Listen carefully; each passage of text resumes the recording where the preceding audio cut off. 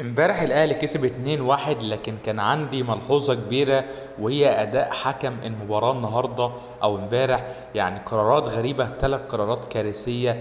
في ضربتين جزاء لحسين الشحات، وفي كورة اللاعب لمسها بايده، والاتنين بيرسي تاو وحسين الشحات كانوا رايحين انفراد. الحكم ما حسبش الا انذار ورفض ان هو يرجع للفار، رغم ان الكرة دي كان انفراد صريح لاتنين لعيبة من النادي الاهلي. فكون يعني انا كنت شايف ان الحكم الليبي كان بعيد جدا ان هو يحكم ماتش نهائي افريقيا. وبرضه انا مقلق جدا من الحكم بملاك تسيما، ان هو يعتبر اخر ماتش ليه دولي وما عادش هيحكم قبل اعتزاله، ان انت تديله نهائي فالراجل بعد كده مش هيتحاسب. فانا الراجل ده انا مقلق منه وربنا يستر، لان النادي الاهلي لو في تحكيم عادل وبنلعب بره ارضنا انا متاكد النادي الاهلي هيكسب الوداد المغربي.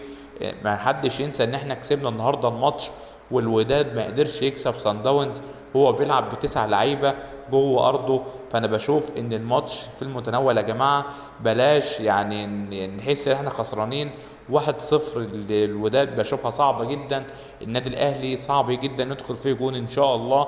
دفاع النادي الاهلي قوي، هجوم النادي الاهلي يعني كون ان انت تهاجم النادي الاهلي وتترك ليه المساحات ورا، فانا متاكد ان هجوم النادي الاهلي هيعاقب، يعني هيعاقب التقدم اللي هيعمله الوداد المغربي. فان شاء الله مع تحكيم عادل، مع يعني نفسي القرار، يعني القاره الافريقيه دي تبقى قاره نظيفه مره واحده. فانا بشوف ان شاء الله مع تحكيم عادل ولاعيبه النادي الاهلي يعني تتعامل نفسيا كويس في الماتش، ان شاء الله البطوله ال11 للنادي الاهلي.